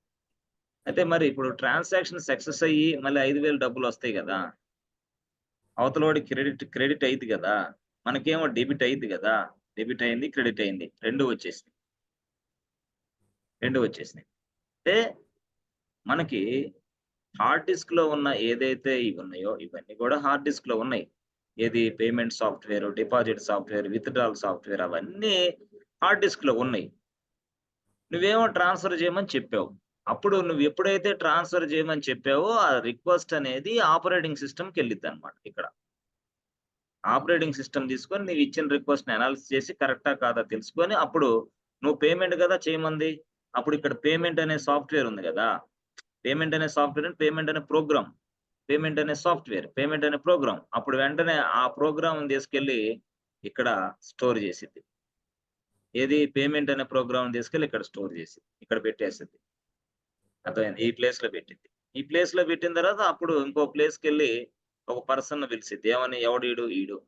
వీడి పేరు ఎవరు? సిపియు. వీడిని పిలిచిద్ది, అరే సిపియు, ఇదిగో ఈ ప్లేస్ లో ఒక ప్రోగ్రామ్ ఉంది, అది ఎగ్జిక్యూషన్ చేయి. ఏం ప్రోగ్రామ్ ఇది తెలుసా? ఇది పేమెంట్ చేసే programme.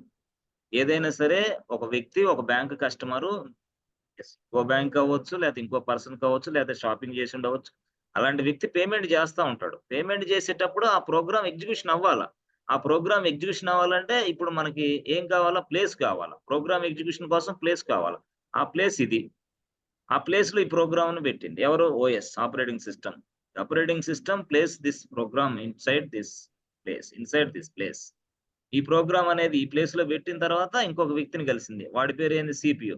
A CPU please go there and execute this program immediately because this is available. అర్థమైందా? అప్పుడు సీపీయూ వచ్చి దీన్ని ఎగ్జిక్యూషన్ చేస్తది. మరి ఇదంతా ఎవరు నడిపిస్తున్నారు? ఓఎస్. ఓఎస్ ఏం చేస్తది? ఓఎస్ఏ ఇన్ఫర్మేషన్ అంతా కలెక్ట్ చేసుకొని పూర్తి స్థాయిలో పనిచేస్తది.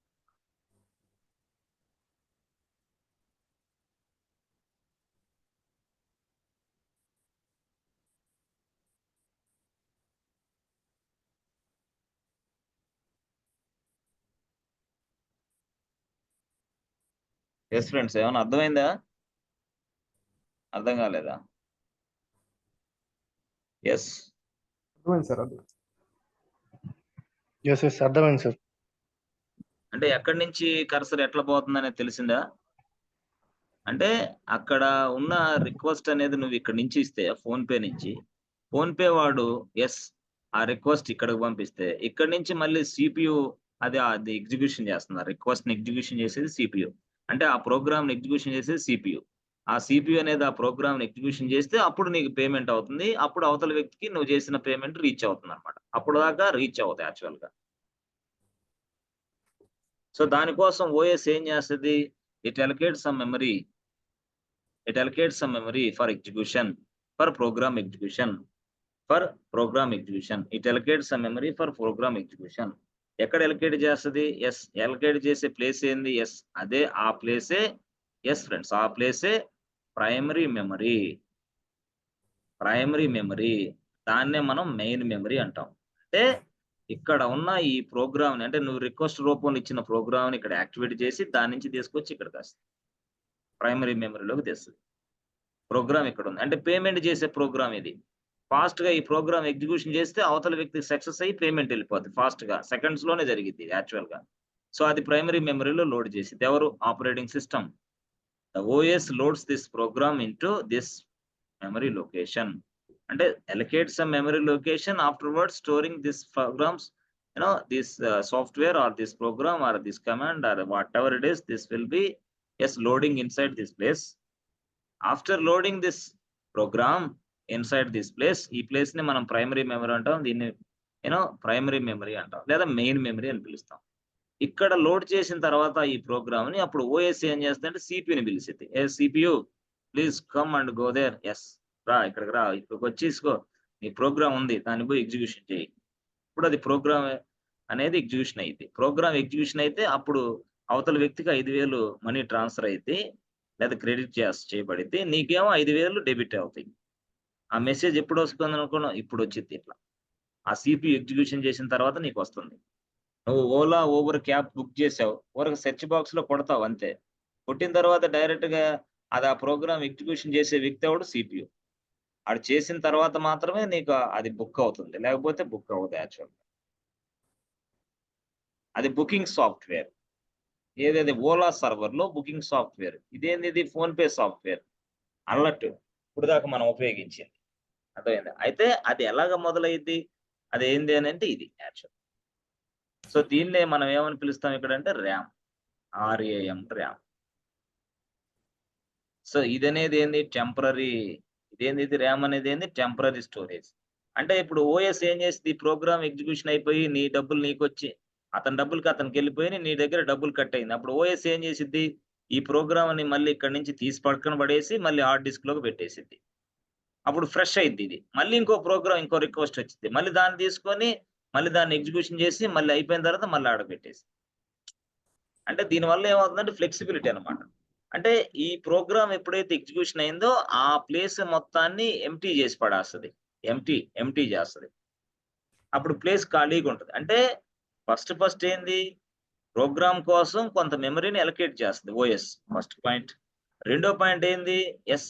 ఎప్పుడైతే ప్రోగ్రామ్ ఎగ్జిక్యూషన్ అయిపోయిందో, ప్రోగ్రామ్ ఎగ్జిక్యూషన్ అయిపోయిన తర్వాత ఇదిగో ఈ ప్లేస్ అంతా యెస్ ఫ్రెండ్స్ డిస్ట్రాయ్ అయిపోద్ది. డిస్ట్రాయ్ అయిపోతుంది. అప్పుడు చేసిన తర్వాత అప్పుడు నెక్స్ట్ మళ్ళీ ఇంకో ప్రోగ్రామ్ వస్తే మళ్ళీ ఇది వాడుకుంటది ఈ ప్లేస్. అంటే దీన్నే మనం ఏమంటామంటే allocation and deallocation of the memory location. Allocation and deallocation. Allocation and deallocation. Allocation అంటే కొంత కొంత ప్లేస్‌ని ప్రోగ్రామ్ ఎగ్జిక్యూషన్ జరగడానికి సంబంధించిన కొంత ప్లేస్‌ని రిజర్వ్డ్ చేసింది. డీఎలకేషన్ అంటే రిజర్వ్డ్ చేసిన ఆ ప్లేస్‌ని తీసి పక్కన పడేసిద్ది. ఫ్రీ చేస్తది స్పేస్‌ని అంతే. No reservations. ఫ్రీ చేస్తది. అట్లా. ఆ విధంగా మనం చూడొచ్చు. అది చేసిన తర్వాత అప్పుడు ట్రాన్సాక్షన్ వాడికి సక్సెస్, నీకు సక్సెస్ అయిపోద్ది.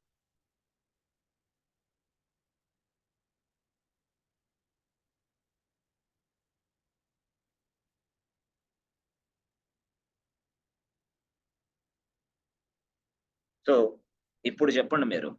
The programs are executed by CPU. The programs are executed by CPU. The programs are available inside the RAM, inside the primary memory, inside the main memory. So, when the program is inside in main memory, what is this? When the program is inside the main memory, the program will be executed by CPU. The program will be executed by CPU. CPU అనేది program ని execution చేస్తారన్నమాట. ఇందాక నిన్న చెప్పారు.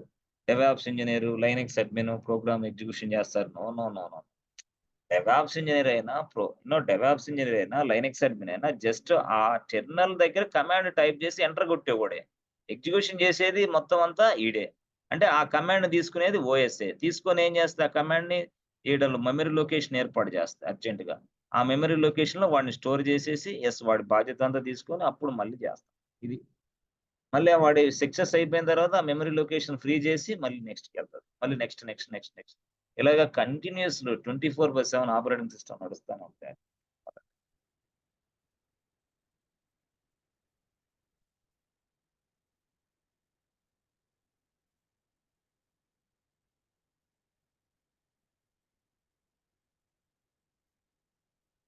Yes friends. ఓకేనా?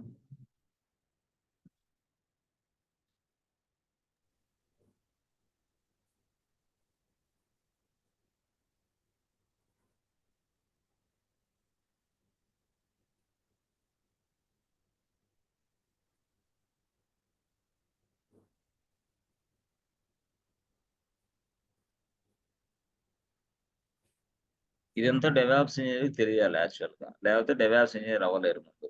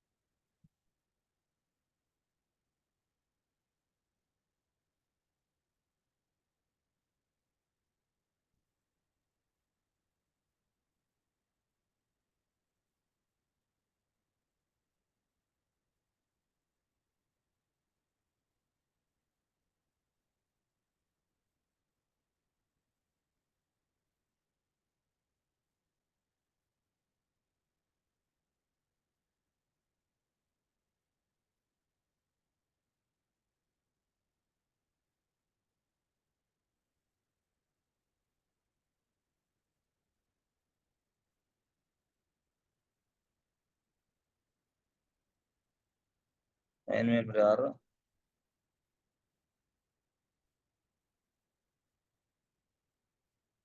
Loading the program into main memory. Program అంటే ఏంది? నువ్వు ఇచ్చిందే. రిక్వెస్ట్ ఇస్తావు కదా! రిక్వెస్ట్ దగ్గర కన్సర్న్ ప్రోగ్రామ్‌ని ఎగ్జిక్యూషన్ చేయడానికి ఆపరేటింగ్ సిస్టమ్ అనేది ఆ ప్రోగ్రామ్‌ని మెయిన్ మెమరీలోకి స్టోర్ చేస్తదన్నమాట. So, before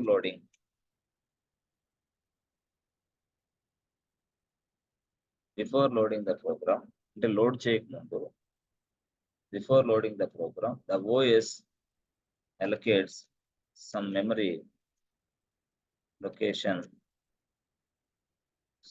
allocates some memory location inside main memory.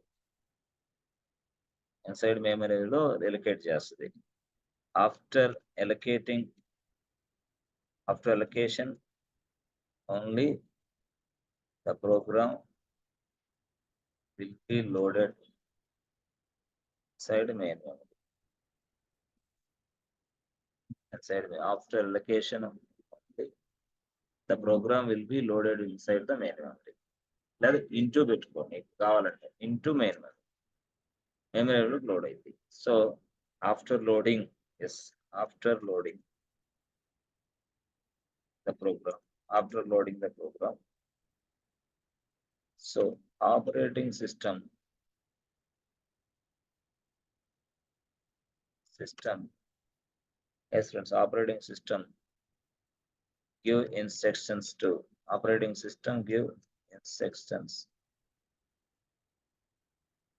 operating system gives instructions.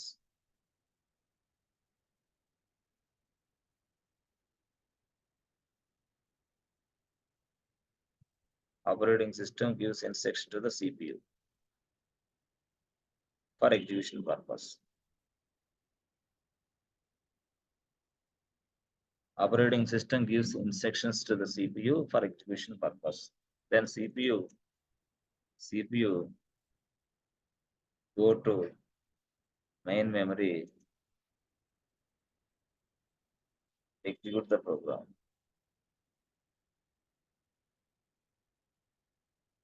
Then CPU go to main memory and execute the program. Yes. ఇది process యాక్చువల్గా జరిగేది. ఈ ప్రాసెస్ అంతా జరిగింది. ఇది చాలా చాలా వెరీ వెరీ ఇంపార్టెంట్.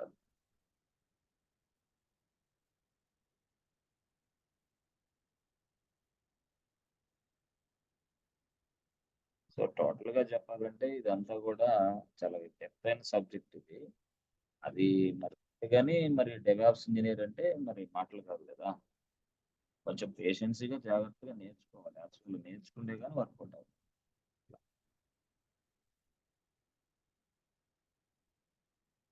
అసలు ఓఎస్ దీంట్లో ఏం చేస్తుంది సార్ అంటే ఏం లేదు.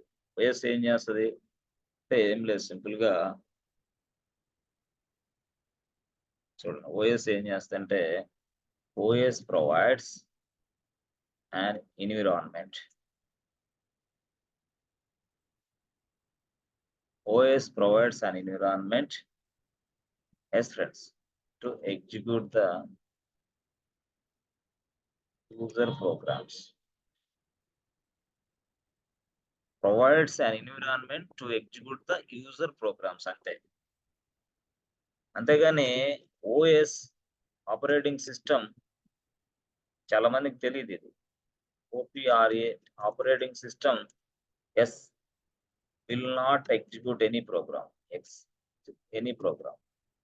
అది చాలా very very important. Operating system will not execute any program. చేయదు, డజంట్ ఎగ్జిక్యూట్ ఎనీ ప్రోగ్రామ్. చేయదు అది యాక్చువల్గా, చేయదు అది. So the program execution done by SCPU అండి. Program execution always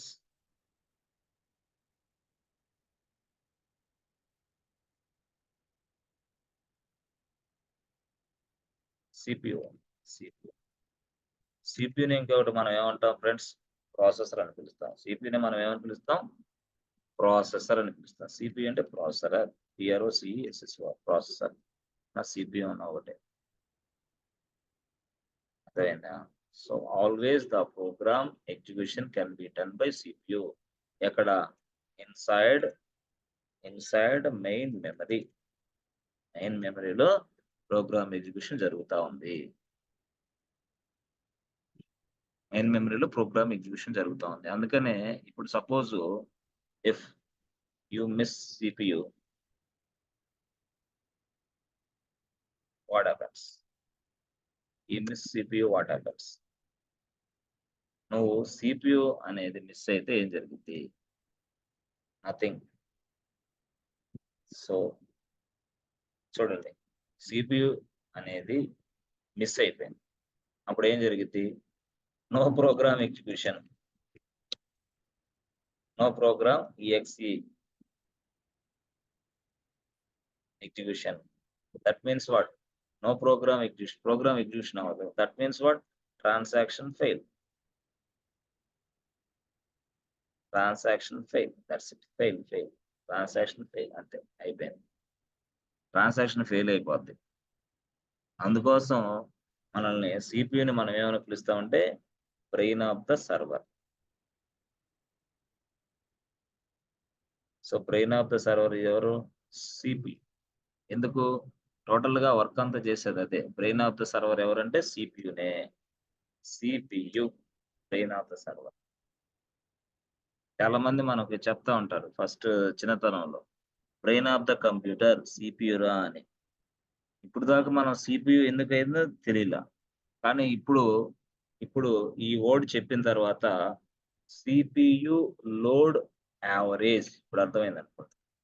greater than 90 అంటే లోడ్ పడతా ఉంటది సిపియు మీద. నన్ను ఎగ్జిక్యూషన్ చేయి, నన్ను ఎగ్జిక్యూషన్ చేయి, నన్ను చేయి అలా అలా అలా అలా అలా చాలా వరకు పడతాం. అంటే రిక్వెస్ట్‌లు చాలా వస్తా ఉంటాయి. ప్రతి రిక్వెస్ట్ కూడా ఒక ఎగ్జిక్యూషనే. ప్రతి రిక్వెస్ట్ కూడా ఒక ఎగ్జిక్యూషన్ అవుతా ఉంటది. అంటే ఇప్పుడు 1,00,000 రిక్వెస్ట్‌లు అంటే 1,00,000 ఎగ్జిక్యూషన్స్ చేయాలి. ఎవరు? సిపియు. అలా అలా అలా చేసి చేస్తాను. ఒకనాటి సందర్భంలో లోడ్ అనేది 90% దాటిద్ది. అప్పుడు దాటినప్పుడు యెస్. అప్పుడు దాటినప్పుడు ఏం చేయాలా? కొత్తగా మళ్ళీ సర్వర్‌లు తయారు చేయాలా? అది సిపియు లోడ్ యావరేజ్ అంటే. సిపియు అంటే ఇప్పుడు అర్థం ఏంటో దాదాపుగా. అప్పుడు అర్థం కాకపోయినా ఈరోజు అర్థమైంది. అప్పుడు ఆ టయానికి చెప్పలేం అది. చాలా ఇన్ డెప్త్ సబ్జెక్ట్ కూడా చెప్పలేం. అప్పుడు అర్థం కాకపోయినా ఇప్పుడు అర్థమైద్దనమాట. అందువల్ల రాత్రి క్లాసు, ఇప్పుడు ఈ class very very important class. ఈ 2 క్లాసులు ఇంపార్టెంట్. అసలు ఏంది వాట్ ఈస్ హ్యాపెనింగ్ ఇన్‌సైడ్ అనేది తెలిసిద్ది. ఈ 2 తెలియకుండా మనం ఊరక సిపియు అంటే సిపియునే, ర్యామ్ అంటే ర్యామే, సిపియు లోడ్ యావరేజ్ అంటే లోడ్ యావరేజే. అవునా? ఇ ఇట్లా హార్డ్ డిస్క్ అంటే హార్డ్ డిస్కే. No, no. కొంచెం ఇట్లాగా మంచి నాలెడ్జ్ సంపాదించాలి మీరు. ఓకేనా? నాలెడ్జ్ ఇట్లా ఉండాల. ఇప్పుడు CPU, RAM, OS, hard disk గురించి నాకు తెలిసి ఐడియా వచ్చుంటది మాక్సిమం.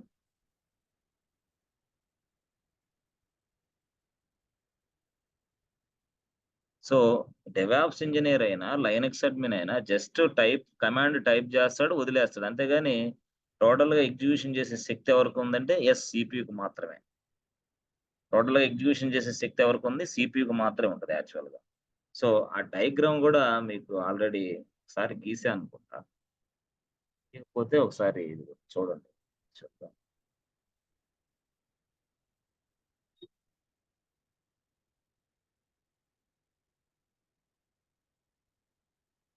డయాగ్రామ్ అంటే ఏంది?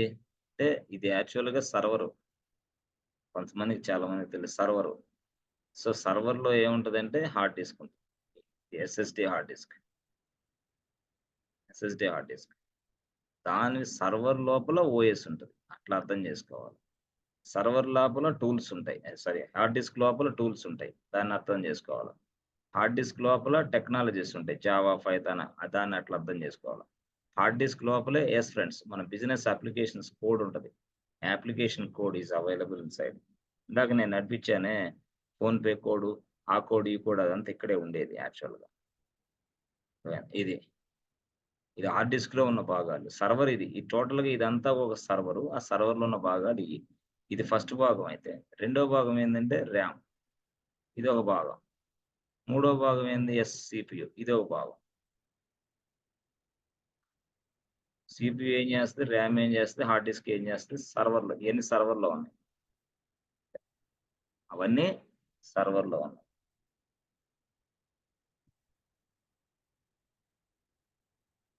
అలాగా సర్వర్‌లో ఒక్కొక్క ప్లేస్‌లో ఒకటుంటది. కొంతమంది నేను క్వెషన్ అడిగాను ఒకసారి. అడిగితే వాళ్ళేం చెప్పారంటే మొత్తం గూడా అన్ని హార్డ్ డిస్క్‌లో ఉంటాయని చెప్పారు. అంటే అంత దారుణంగా ఉన్నారు పరిస్థితి. ఏం చెప్పారు? అన్ని హార్డ్ డిస్క్‌లోనే ఉంటాయి సార్ చూడండి సార్. హార్డ్ డిస్క్ ఎక్కడుంటది? సర్వర్‌లో ఉంటది. అన్ని హార్డ్ డిస్క్‌లు అయితే ఉండవు. హార్డ్ డిస్క్‌లో కొన్నే ఉంటాయి.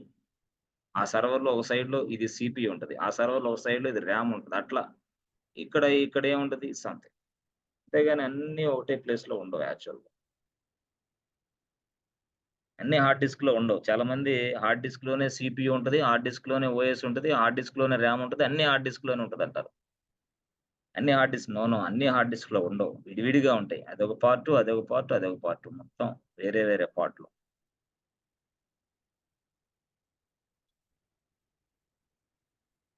ఓకేనా ఫ్రెండ్స్? అర్థమైందా ఏమన్నా? అర్థం చేసుకోవడానికి ట్రై చేయండి. అర్థం కానోళ్ళకి మళ్ళీ బ్యాకప్ కావాలంటే తీసుకుందాం. ఓకేనా? Yes friends. ఓకేనా? అర్థమైంది sir. Okay Yes, sir. sir. Okay, sir. Okay. Yes, okay. sir. Okay.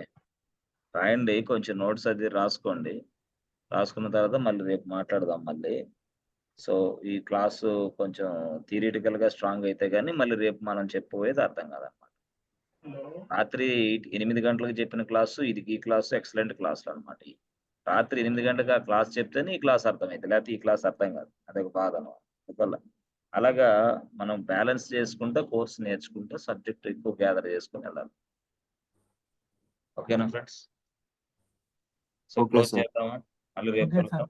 Okay. Yes sir. Thank you friends. Thank you thank you sir. So much. Thank you sir. Thank you, sir. Thank you, sir.